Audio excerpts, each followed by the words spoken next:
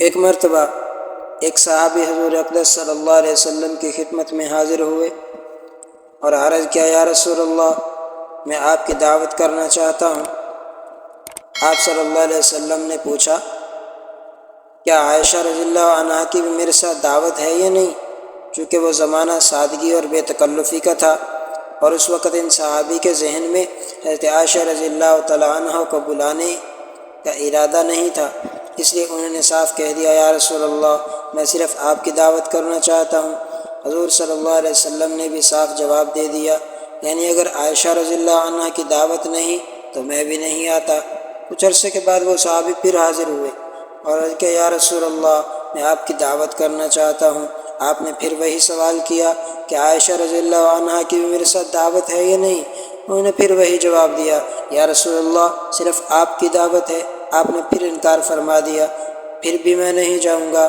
کچھ عرصے کے بعد پھر آیا، پھر دعوت دی اور عرض کیا، یا رسول اللہ، میرا دل چاہتا ہے کہ آپ میری دعوت قبول فرما لیں۔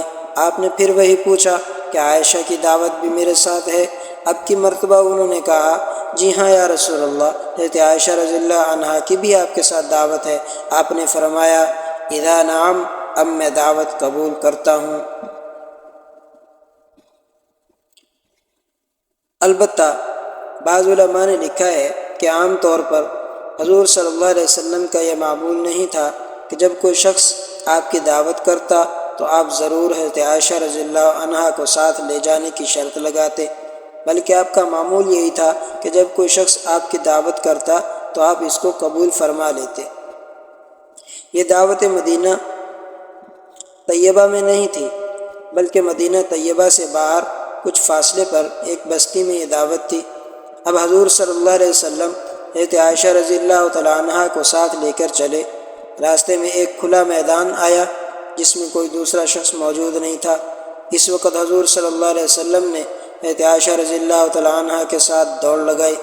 اب ظاہر ہے کہ دوڑ لگانا ایک جائز تفریح تھی۔ اس جائز تفریح کا بھی حضور صلی اللہ علیہ وسلم نے اہتمام فرمایا، کیونکہ ایک خاتون کو جائز تفریح کی بھی ضرورت ہوتی ہے، اور اس قسم کی تفریح کی اجازت ہے بشرطیہ کہ جائز حدود میں ہو، بے پردگی کے ساتھ نہ ہو اور غیر محرموں کے ساتھ نہ ہو۔ ان روایات سے معلوم ہوتا ہے کہ دعوت کا واقعہ اور دوڑنے کا واقعہ ایک ہی سفر میں پیش آیا۔ البتہ بعض روایت سے معلوم ہوتا ہے کہ یہ دونوں واقعات علیحدہ علیحدہ سفر میں پیش آئے۔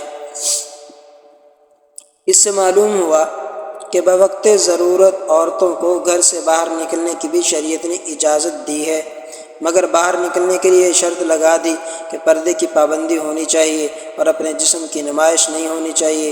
اس لیے قرآن کریم میں اللہ تعالیٰ نے اگلا جملہ یہ ارشاد فرما دیا، وَلَا تَبَرَّجْنَ تَبَرُّجَ الْجَاهِلِيَّةِ الْأُولَىٰ، یعنی اگر کبھی گھر سے نکلنے کی ضرورت ہو تو اس طرح زیب و زینت کے ساتھ نمائش کرتی ہوئی نہ نکلو جیسا کہ جاہلیت کی عورتیں نکلا کرتی تھیں، اور ایسی آرائش اور زیب و زینت کے ساتھ نہ نکلو کہ جس سے لوگوں کی توجہ ان کی طرف مبذول ہو، بلکہ حجاب کی پابندی کے ساتھ پردہ کر کے نکلو اور جسم ڈھیلے ڈھالے لباس میں چھپا ہوا ہو۔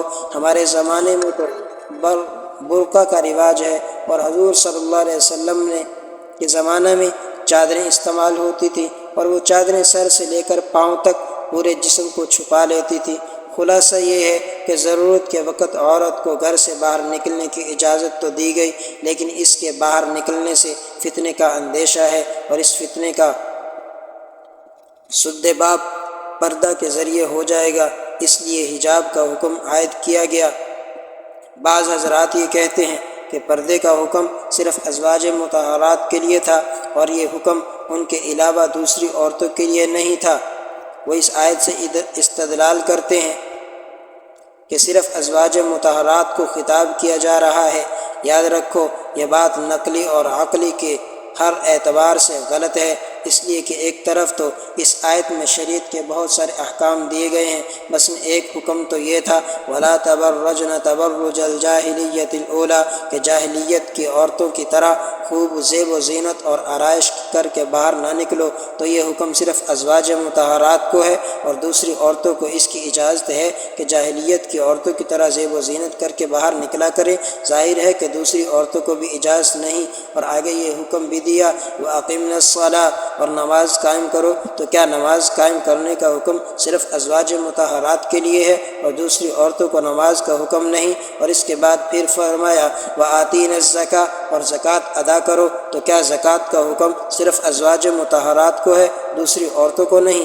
آگے فرمایا وَأَطِیعُوا اللَّهَ وَرَسُولَهُ، اور اللہ اور اس کے رسول کی اطاعت کرو، تو کیا اللہ اور اس کے رسول کی اطاعت کا حکم صرف ازواج مطہرات کو ہے، دوسری عورتوں کو نہیں ہے؟ پوری آیت کا سیاق و سباق یہ بتا رہا ہے کہ اس آیت میں جتنے احکام ہیں وہ سب کے لیے عام ہیں، اگرچہ براہ راست خطاب ازواج مطہرات کو ہے، لیکن ان کے واسطے سے پوری امت کی عورتوں کو خطاب ہے۔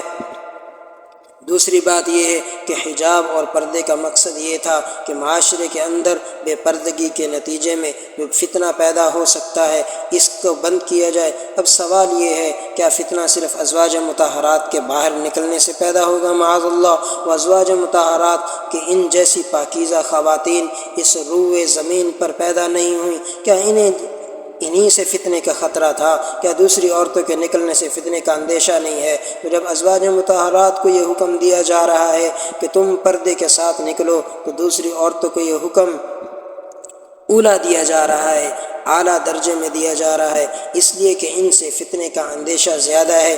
اس کے علاوہ دوسری آیت میں پوری امت مسلمہ سے خطاب فرمایا یا ایھا النبی قل لازواجک وبناتک ونساء المؤمنین یدنین علیہن من جلابیبہن، اے نبی اپنے بیویوں سے بھی کہہ دو اور اپنی بیٹیوں سے بھی کہہ دو اور تمام مومنوں کی عورتوں سے بھی کہہ دو کہ وہ اپنے چہروں پر اپنی چادریں لٹکا لیا کریں۔ اس سے زیادہ صاف اور واضح حکم کوئی اور نہیں ہو سکتا۔ جلابیب جمع ہے جلباب کی، اور جلباب اس چادر کو کہتے ہیں کہ جس میں سر سے پاؤں تک عورت کا پورا جسم چھپا ہوا ہو۔ اور پھر قرآن کریم نے صرف چادر پہننے کا حکم نہیں دیا بلکہ لفظ یدنین لائے، جس کے معنی یہ ہیں وہ چادریں آگے ڈھلکا لیں تاکہ چہرے بھی نمایاں نہ ہوں اور اس چادر میں چھپ جائے۔ اب اس سے زیادہ واضح اور کیا حکم ہوگا؟ آپ کو معلوم ہے کہ حج کے موقع پر احرام کی حالت میں عورت کے لیے کپڑے کو چہرے پر لگانا جائز نہیں، مرد سر سے نہیں ڈھک سکتے، عورتیں چہرہ نہیں ڈھک سکتی۔ تو جب حج کا موسم آیا اور حضور صلی اللہ علیہ وسلم ازواج مطہرات کو حج کرانے کے لیے تشریف لے گئے، اس وقت یہ مسئلہ پیش آیا کہ ایک طرف تو پردے کا حکم اور دوسری طرف یہ حکم کہ حالت احرام میں کپڑا منہ پر نہ لگنا چاہیے۔ حضرت عائشہ رضی اللہ تعالیٰ عنہ فرماتی ہیں کہ جب ہم حج کے سفر پر اونٹ پر بیٹھ کر جا رہی تھی تو ہم نے اپنے ماتھے پر ایک لکڑی لگائی ہوئی تھی، تو راستے میں جب سامنے کوئی اجنبی نہ ہوتا تو ہم اپنے نقاب الٹے رہنے دیتی، اور جب کوئی قافلہ یا اجنبی مرد سامنے آتا دکھائی دیتا تو ہم اپنا نقاب اس لکڑے پر ڈال دیتی تاکہ وہ نقاب چہرے پر نہ لگے اور پردہ بھی ہو جائے۔ اس روایت سے معلوم ہوتا ہے کہ احرام کی حالت میں بھی ازواج مطہرات نے پردے کو ترک نہیں فرمایا۔ میرے محترم عزیزو، آج کی عورت کو یہ بات سمجھ کیوں نہیں آتی کہ پردہ اللہ کا حکم ہے، پردہ فرض ہے، اس کے باوجود بے حیا اور بازاروں میں حوریاں پھرنا؟ کیا موت کا خوف نہیں ہے؟ کیا قبر کا خوف نہیں ہے؟ کیا جہنم کا خوف نہیں ہے؟ کیا اللہ کے سامنے پیش ہونے کا خوف نہیں ہے کہ اللہ کے سامنے پیش ہونا ہے اور اللہ کو کیا جواب دینا ہے؟